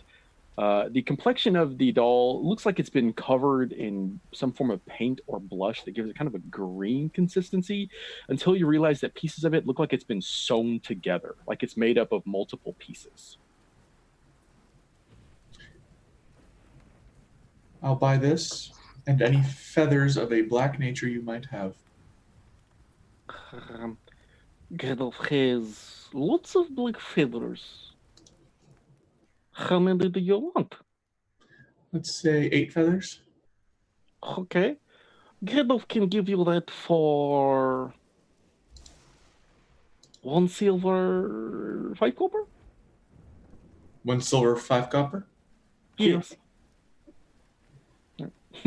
He will produce a very small little burlap bag that looks like it's made out of the same material the doll is, and just kind of takes a handful of small black raven feathers, kind of stuffs them in, ties it, and sets them in front of you. Thank you. Tell the little girl or little boy to enjoy. Thank you. How much is a commissioned doll, out of curiosity? That depends on what you want. I want a doll that is the same as the Mr. Demon Arm. His eyes kind of go wide again. That could get Gadolf in lots of trouble. I want it displayed right next to that other one that you have right back there. You are going to get Gadolf in trouble. Do you have a price? He kind of thinks real hard about that. 30 electrum? That's 15 gold pieces. Yes. I do not even know what electrum is, and I already hate it. Get used to it. I do not have that kind of money, but I do have this tincture right here. Zeke, don't get the poor man in trouble. Yeah, you're right. He knows my actual name. Haven't your tinctures caused enough trouble? My tinctures have caused no trouble, Shava. Recently. You know, it was good for your day. Thank you. I won't bother you any further. Yes, well, enjoy the time. As you're walking out, you hear him say, Piccolo, Gadolf needs further up.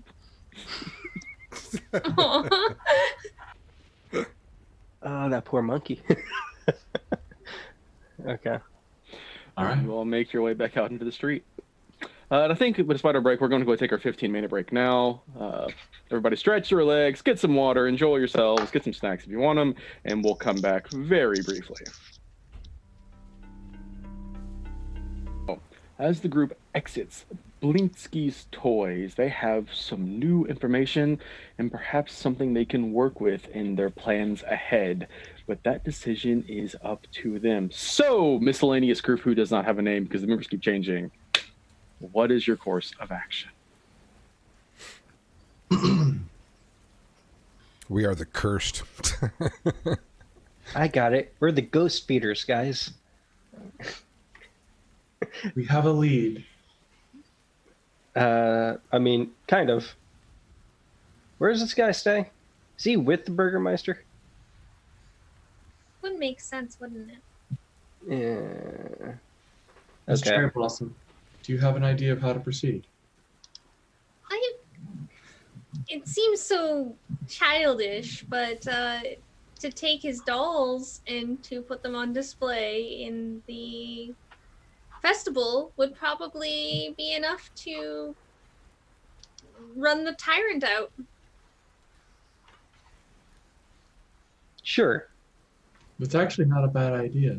And when he tries to fight us over it, we beat him up. Okay. The problem now is we have to go into his room where he potentially is and steal his stuff and not get caught. I think there's a way around that. I assume he'll be pretty busy on the day of the festival. Yeah. And one of us can make a distraction. Curse of Hey. Strahd doll heist. What type of distraction are you talking about? Minor vandalism? We already know he has an obsession with Irina. Yeah. What troubles me about that is he knew what Irina looked like a month ago, at least. And someone knew exactly what I looked like, including my secret butt cheek scar. There might be another way. He clearly is obsessed with her visage. What if he actually saw her? We should set them up on a date. I was thinking instead, during the festival, we make sure he sees her and find out his reaction. Bear in mind, there's also a doll every month commissioned for him. We could still set them up on a date. She is the daughter of the former burgomaster of her own town, and he is the adoptive son. Who was the subject of the last doll? Wasn't mentioned. I don't think he said. I mean, the way he implied it was an Irina doll every month, but... Oh. That'd be gross. He's probably got this freaking Hey Arnold collection in his closet somewhere. Oh, made out of gum. Ew. But there's only one way to find out, and that's to see the collection. Shoutouts to everyone who got that reference. Ew. I got it. But yeah, but what do you call it? I honestly think that there is merit to actually just straight up set them up on a date during the festival. We just need to get her permission. Well, there is a potential problem. One, getting her to agree to it, and two, making sure he doesn't do things untoward. Well, Yeah, ensuring her safety would be my priority. Has she spoken about how she feels about this demon-armed person? I don't think we've talked to her about it. nope. But I will say this. It's easier for one person to sneak into a Burgermeister estate.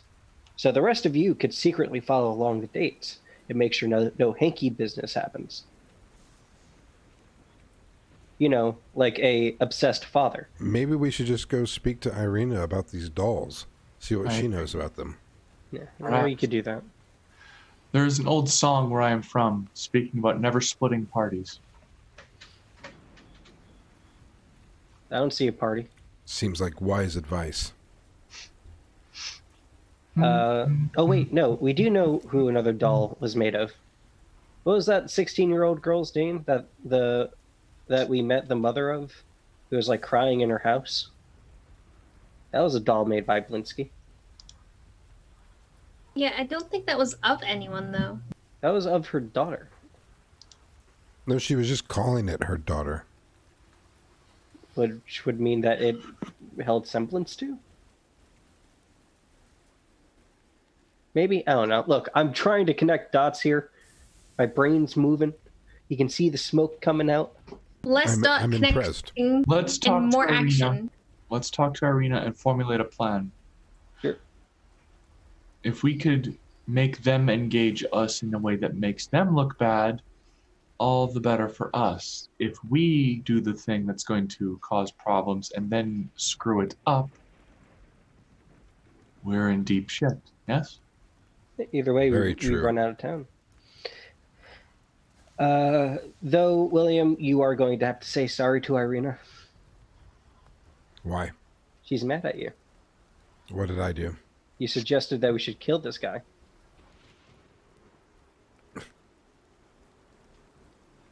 It was an off-the-cuff remark, And you should apologize. and I didn't say it in front of Irina. Yes, you did. We were all in the same... William, I know you're dense and you don't understand your actions, which is the reason why you're 90% of my problem. Let me go back to the Blue Water Inn now, thank you. Yeah. Fucking hell. Okay. It's easy enough as you guys are basically right across the street from it. Okay. Just down the corner. I do not know your friend well enough, but I think we should have a conversation with her in a room where we will not have many ears.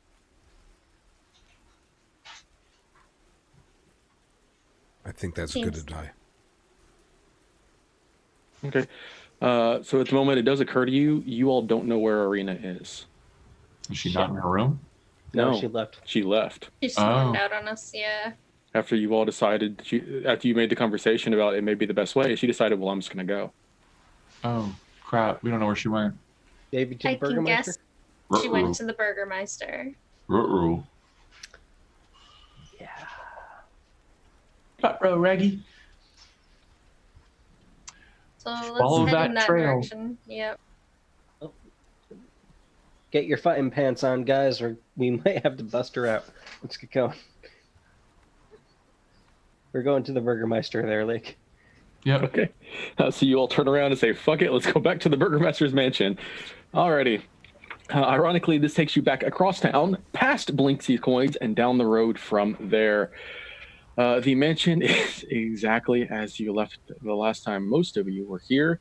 One of you, actually two of you were not, but it looks unchanged. As you make your way up towards the same front door, and just give it a solid a few seconds pass before a female calls out after opening the door a smidge. Yes? What is the business that you have here? Yeah, we're looking for Irina Koliana. Has she come through here? I'm afraid I don't know by anyone by that name. Insight. Make an insight check. Don't believe you. You have her in your dungeons. I know it. If I could do Can I also make alphabet. Sure. Damn If it. you'd like. not much better? Exactly the same. Nothing seems amiss that you can tell as you just kind of look at her between the small 1-inch crack in the door frame. Thank you. She'll nod. She'll just move to close the door unless you yell something else at her. No, can I scan around the yard to see if I see Irina anywhere around here? Make a perception check.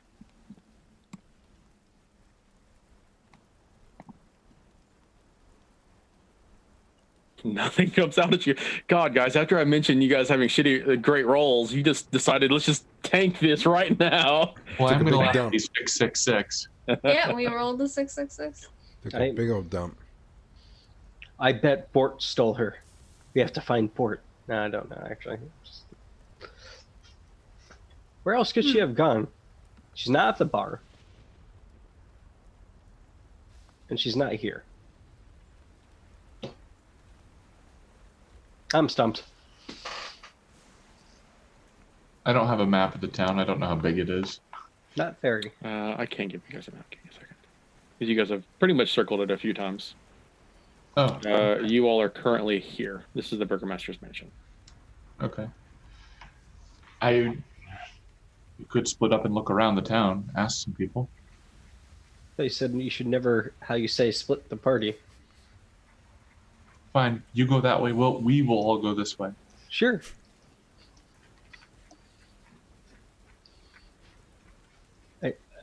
Anyway, is there anyone on the street that I could shake down? There are not many people on the street, but you do get the occasional passerby. Hey, have you seen a beautiful woman come by here? The individual kind of turns to look at you a little wide-eyed. Make a persuasion check. Fuck. His eyes go wider and wider, and he just takes off in fear for his life. Guess not. I suggest a softer approach next time, Zeke. Look, I'm just trying to help. Yeah, could I make an investigation with charisma and just ask a few people if they've seen a brunette with, I guess, steely-looking eyes come And through? you can try, sure. I gotta bottle this power. The ability to just make rolls go to shit. That's something. Not my rolls, everyone else's rolls. Except for that one. That's fine.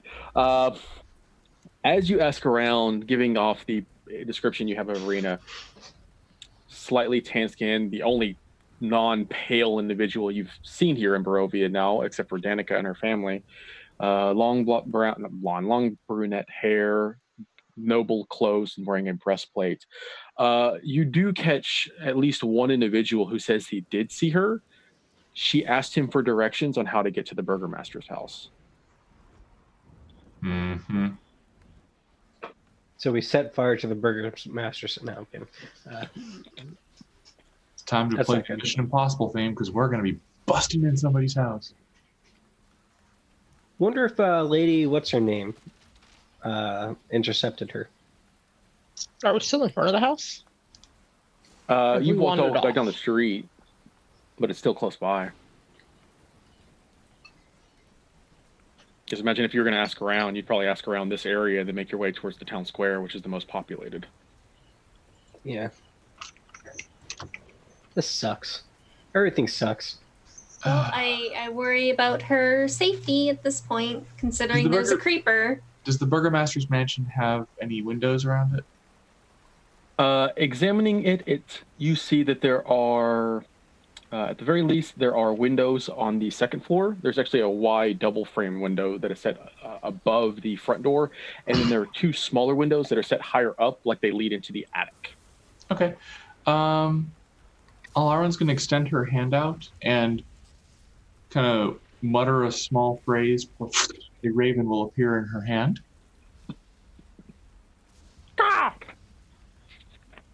And she's just going to whisper to it, fly around the windows and see if you can see. And she'll describe Irina and tell me. And send it off. Okay.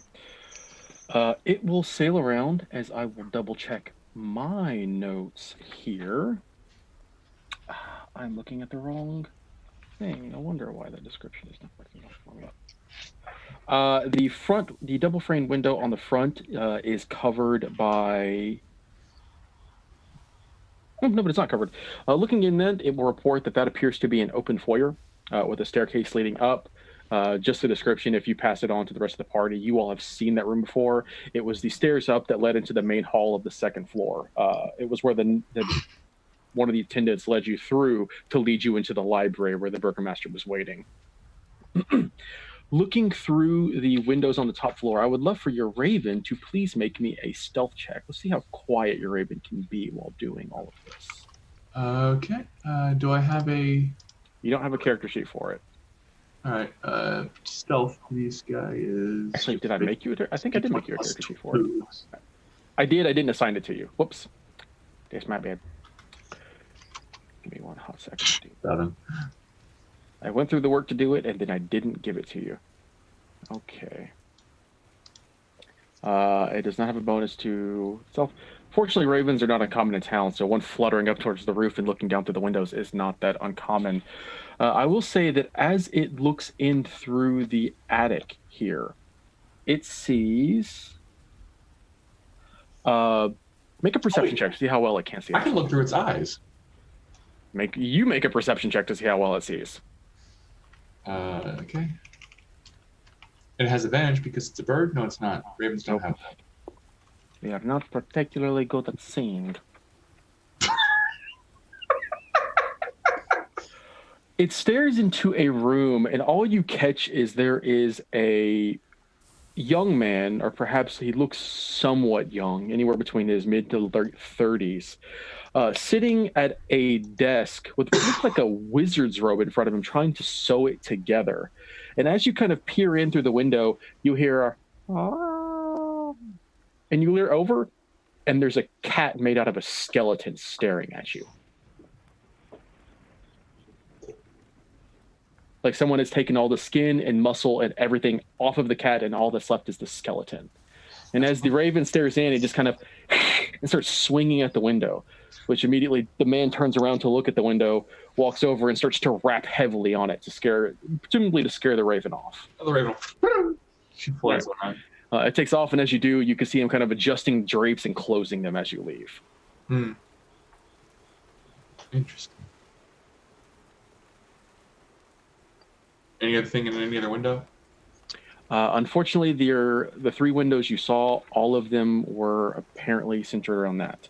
Circling around the back of the house. Sorry, that was the front of the house. Let's see here. Actually, no, I apologize. There are a lot more windows. Circling around the side of the house, you see more windows that lead into this main foyer that covers the 2nd floor of the house. Some cover other bedrooms. Go ahead and make me a general perception check. Actually, we'll call this an investigation check to see what you can make out in your bird's eyes. That's going to use mine, then not his.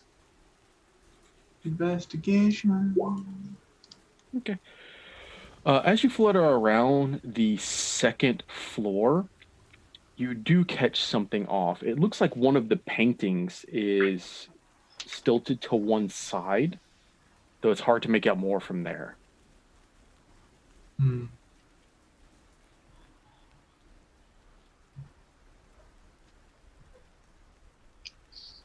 Is there a back door or another entrance besides the front door?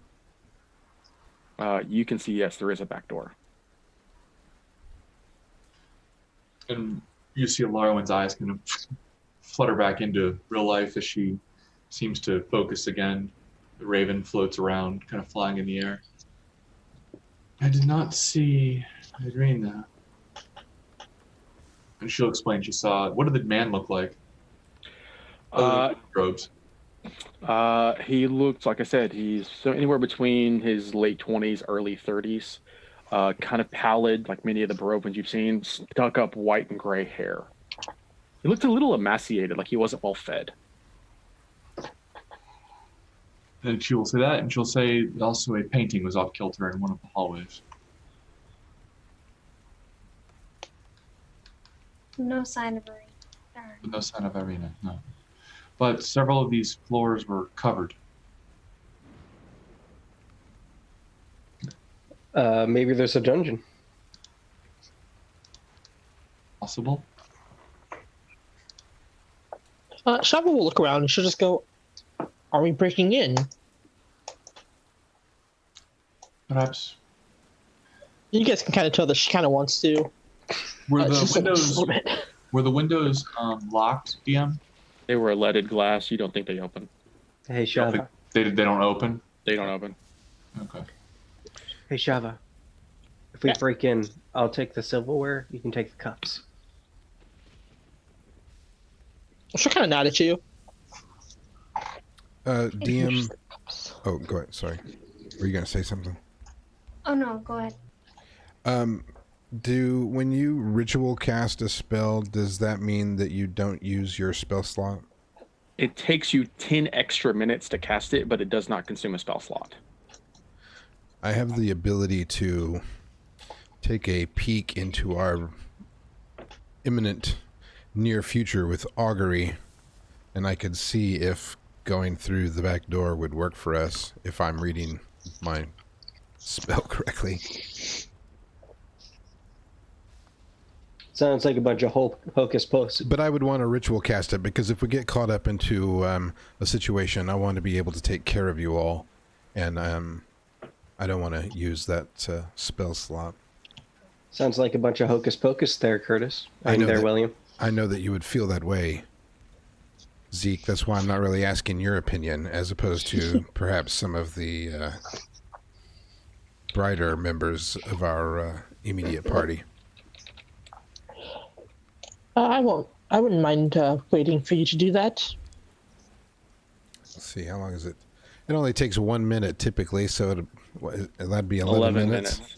Mm-hmm. Yeah. All right. So, let's say, Augment. I've got like this little blank scroll that kind of snaps out and kind of, I can pull it apart and it goes back closed. Like it's got 2 little things, and I can open it up and perform a ritual on that to envision.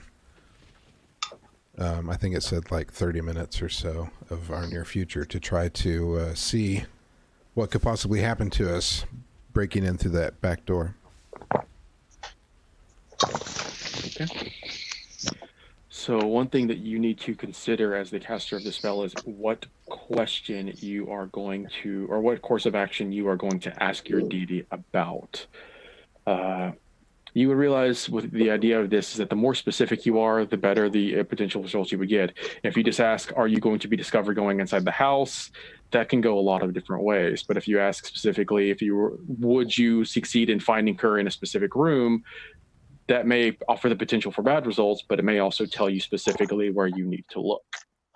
Right. So are we looking for her or an entrance to a dungeon? Do we just ask if Irina is in the...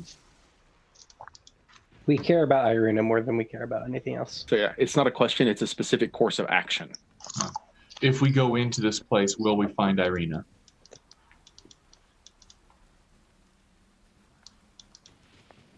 Yeah. Go with that one. DM, I do that. That's what you're going to ask? Or that's what you're going to foresee? Yeah. Yeah. Okay. The results that you get for that are both weal and woe. Wheel and woe. Well, the wheel is good, I suppose. I believe that she's in there. I can't say exactly where she's at. And we are most certainly going to meet resistance. Well, there's two choices we can do. Bust her out now, or wait until the festival when the place is mostly emptied. Another great idea. Alarwin, I'm glad to have met you. So far we have been devoid of really good ideas. And you're the only person who seems to get through to Zeke here and his nonsensical ideas. I have a long First of all, experience dealing with bad things and idiots. second of all, I am starting to be able to achieve that and claim that accomplishment myself. third of all, no, do all of that. I come up with amazing ideas. I'm not an idiot, and I'm the smartest person here. Whatever you say, Zeke. Well, I am definitely intrigued and almost anxious, like Shava, probably, to break in here and save Irina. I'm curious if should we risk her safety by waiting another day and a half? I was just thinking that. I am inclined to go in now, but understand that if we go in to do this, they may know we're coming. Yeah, once the alarm is sounded, as it were. Can't unring that bell. Well, I am confident in Shava's abilities to get us into this building. And I will do my best to protect you all. We shouldn't all go. By bringing more of us in, it's more likely for us to get caught. But we may need the numbers as well if we get caught anyway. That seems like you're preparing for a failure. Well, and no plan should prepare for a failure. We're a small force, handle it in a single file team. You know, Shava in the lead, keeping an eye out on things, being able to get in through the doors. Leave me alone, cat. Christ. And with you and your sword work right behind her. And, of course, we could always wait just right outside the door, and if should things go wrong, we are just a cry away. Yep, that sounds like a better idea to me. There you go. As I look through the windows, did I see any sets of stairs that lead up to the second floor? You did not. But the group has been up those, so I will remind you that they are in the main foyer. Yep, in the main thoroughfare. Yes. Basically right behind the front doors. Okay. We can buy a ladder and just like go through one of the second story Their windows. windows are leaded shut. You can break a window. Yeah, well, the whole world will know you're there then. I was saying, then we risk people wondering why we're climbing his house with the ladder. Yes, I think too much. Perhaps the back door might be the better option. Sure. Yes, nice and stealthy. I agree. Let's do it. Okay. So, of the two entrances into the home, the double doors that are off towards the eastern side of the estate are the front ones. There is a small door off towards the back, just in front of the gardens, that appears to be adjacent to a fireplace of some kind. Not one that you all saw or are familiar with of why it would be here. But if you were going to enter through a back door, this would presumably be the one to use. This door, there's also a window, not 10, 15 feet away from it, that you could use to peer inside. I'm going to touch Shava on her shoulder and cast guidance. Gives you a +4 on a ability check. 1d4. D4. Oh, 1d4. What did I say? 1d4. You said 4.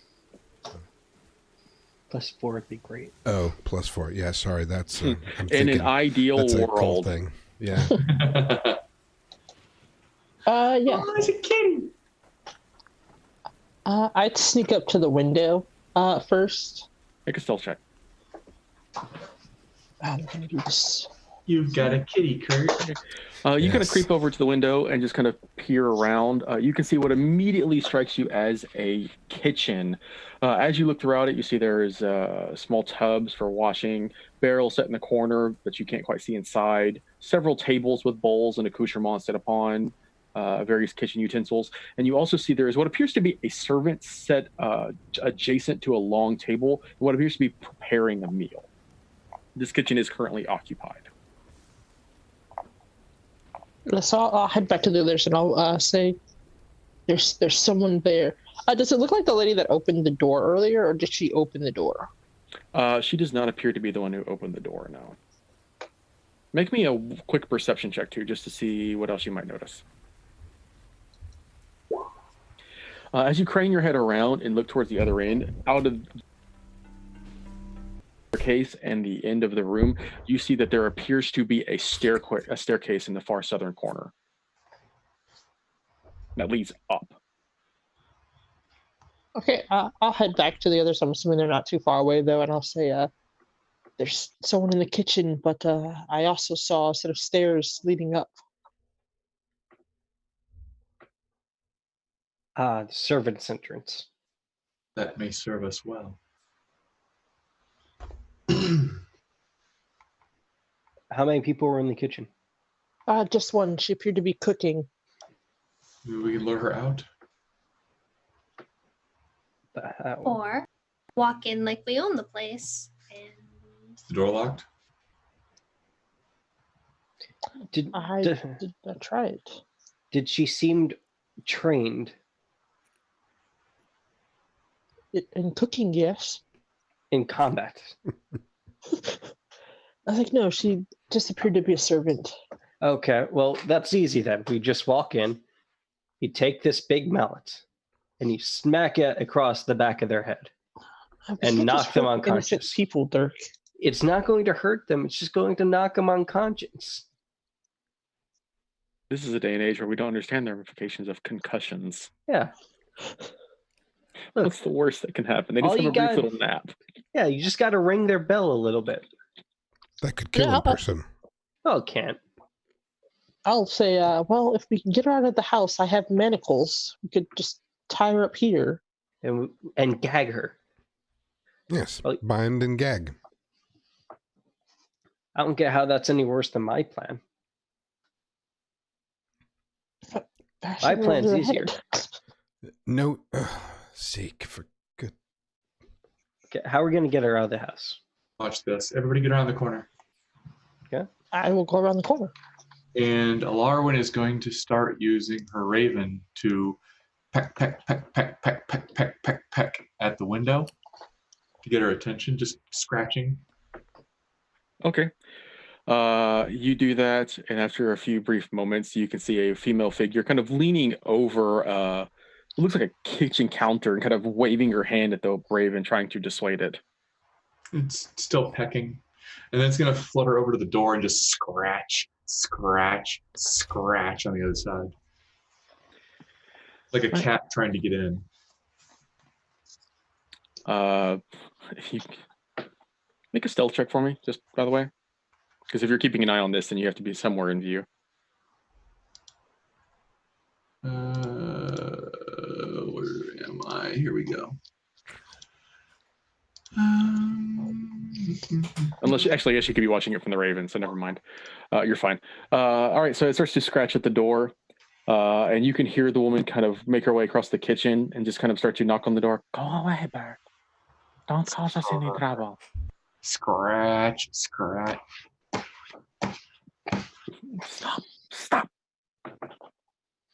More banging on the wall. It sounds like she's using a broom to kind of smack the door, like trying to scare it away.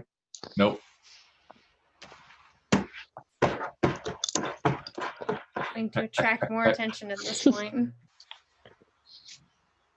All right. After a few moments, the door finally opens. At which point, Alarin will take her hand off of the door and wave it towards Shava. Go. Yeah, Shava will. Shava will lunge, but she'll lunge with her hand, kind of like she's trying to muffle her as she lunges. Okay, so you basically rush around the corner trying to surprise this woman, and you are trying to subdue her, knock her unconscious. What?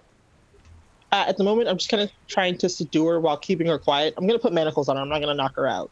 Okay. As you rush up to her, go ahead and make me an athletics check. We'll see how well you manage to particularly grab her. We'll use my guidance now. Okay, that will certainly beat her 5. As you rush up, slamming a hand on her mouth, and just kind of pushing up into her. The moment that it happens, her eyes just kind of go wide, and you feel that in her hand. Yeah, I'll wave the guys over because I don't have anything to kind of. Yep. At this point, Alarwin's going to come over, just lean in real close. We are not here to hurt you. We are rescuing a friend of ours who was captured. If you scream, you endanger not only her life, but many others. Not if you understand. Make a persuasion check.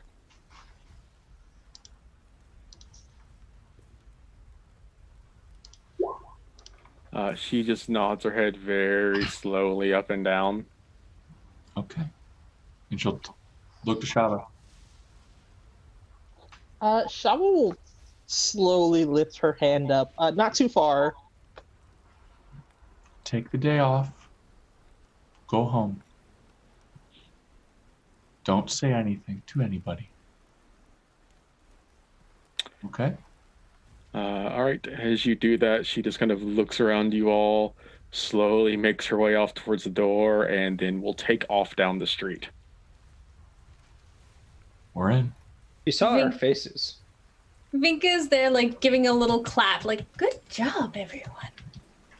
You know what we could have done to make sure she didn't see our faces? If you say kill her, I will kill you. Knock her out. It's fine. She's gone now. Let's go. Do this quickly. In and out. All right. Everybody, I would love for you all to make me a group stealth check, please. I'm at disadvantage. You sure are. 14, 38, Ding, ding, ding, ding. 48, 59. I believe you're actually at disadvantage too, Curtis, because aren't you wearing heavy armor?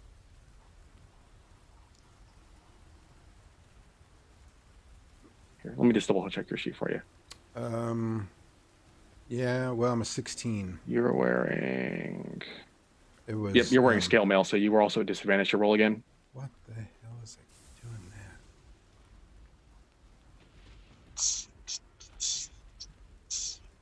All right, so 11 is your high roll. So 70 total. Not a bad collection of rolls as you all creep your way into the house. As you make your way into the kitchen proper, you can see, as much as I described it previously, now that she's gone, there is not a whole lot of things to take interest of in here. But there is a staircase that leads upstairs and on the south wall. Okay. Lauren will gesture towards the stairs. Is there any nice like silverware or anything like that, just like sitting out in the open? In here, not that you can tell, it seems like this is more the preparatory, not the dining area. Damn. Was the askew painting on the second floor? It was on the second floor, yes. Okay, thank you. Yeah, Shovel will move forward towards the stairs. Okay. As you make your way up the stairs, I'm assuming everybody is following? I Yep. am. Yes. Okay. Vinka's small. She can probably go last. Very, very quiet. Nothing rabbit. The staircase climbs 20 feet to a beautifully appointed gallery that continues towards the east, running along the length of the mansion. Framed landscapes, paintings line the walls, and red silk drapes cover a 10-foot-tall arch window of leaded glass at the far end. This is the room that you all saw when you were looking in. But as you look here, you can see off towards your immediate left are 3 different doorways. One in the north wall, 1 in the north wall, 2 in the west wall. The pathway that led to the library is just 20 feet ahead of you, and to your left to the north. The askew painting you saw was just before that hallway. As you see it now, it's still sitting there slightly askew. Okay. Is there I suppose we have to get up close to it. I just want to see if there's a reason for it to be off kilter like that. We'll creep forward a little bit. I guess we're ignoring the first 3 rooms on the left. Well, we're ignoring the room that we know is occupied, that's for sure. I don't want to fight his mastiffs. Or his cat. Yeah, so I guess we're heading for the painting. All right, Yeah. as you make your way over towards the painting, whoever is looking at it may go ahead and make me an investigation check.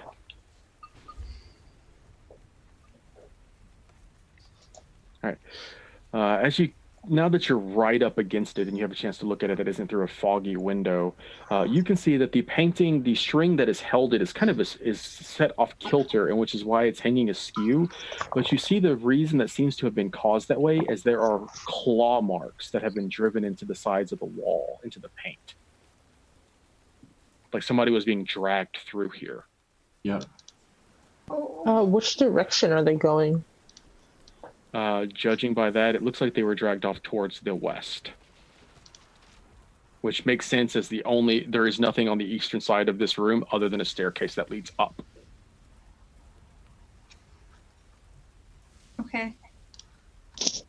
Assuming the worst, that Irina has been dragged and she might be to the west. Are these like extraordinarily deep claw marks? Could a human have made these, or is this more like an animalistic type thing? Make a survival check. Actually, this would be more of a nature check. So I get both. Good.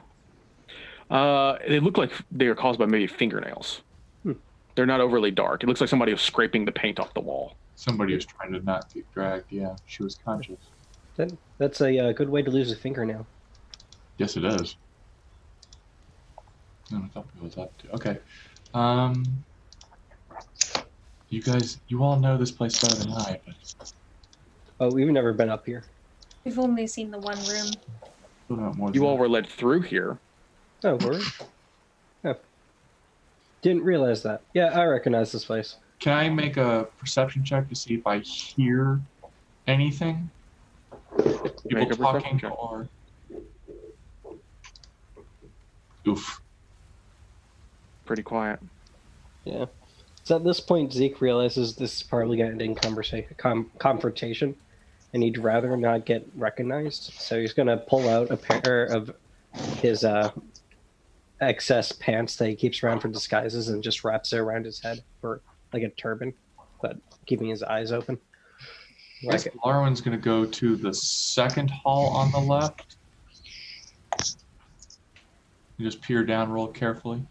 So there's only 2 to really choose from. There's the one on the west and there's the one on the east. The one on the east is the first one after the skewed painting. Okay, then I'll go to the easternmost hall. Okay. instead. Looking down it, you can see there are 4 different doorways, 2 on each side, 2 on the eastern wall, 2 on the western wall. And you all know that the first one on the west is the library. Okay. Gonna go down a couple feet and put one on the west is the library. Okay, Yes. she'll put her ear to that door. Okay, make a perception check. Dun, dun, dun, dun, dun. As you place your ear against it, it seems to be quiet. Okay. And the one to the right? Make another perception check. I was wondering if, while you're doing that, Vinka can look around for any more drag marks or clues. Okay. Moving farther beyond, make an investigation check.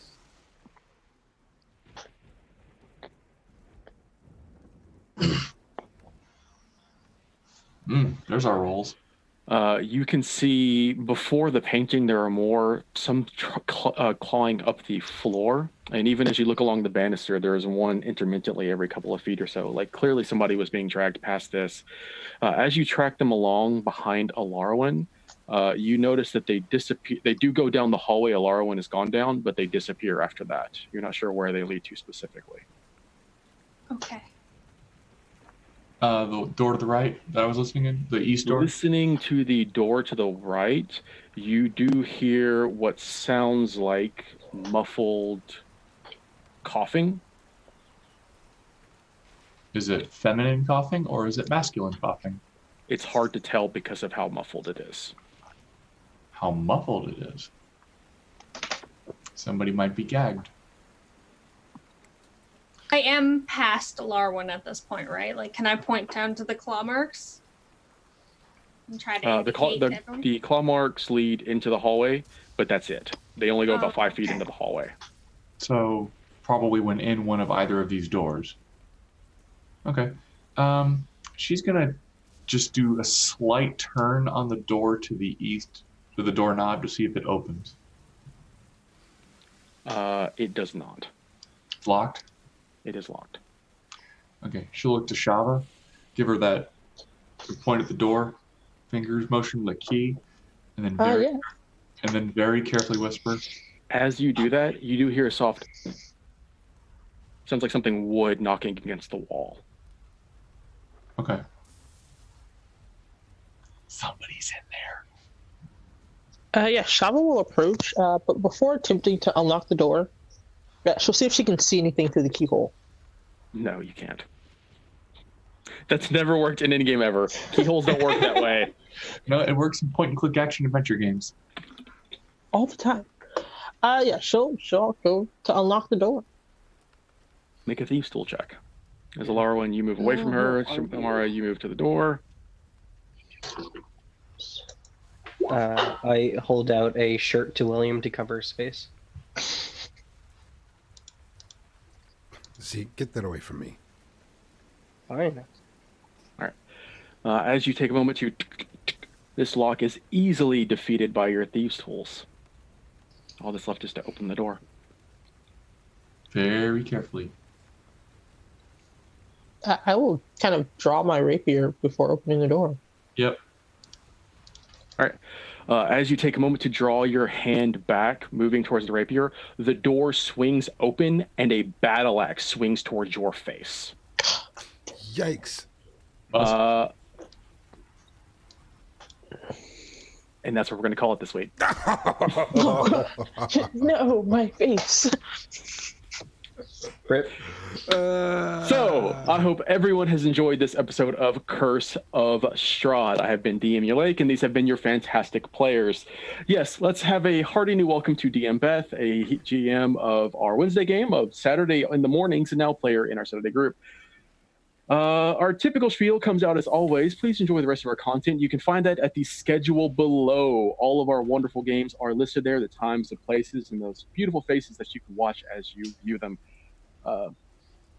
We also have a Discord, which if you join, you can communicate with us, talk to us, and maybe in the near future, get a spot in one of our games. We love to have new players, we love to have new faces, and we love to talk. There is lots of content, lots of discussions, and just general shenanigans that goes on that even I can't get into detail here. Last but not least, certainly, we have a YouTube channel. If you have enjoyed our content, but you're like, I didn't see the sessions again before it, you can either by subscribing here at our Twitch page. You can watch the VODs live as soon as they're done, or you can head over to the YouTube for free and watch them there. If you enjoy the content, a like, a subscribe, and hitting that bell icon can go a long way in helping us out over there. But that's where our session is going to end this week.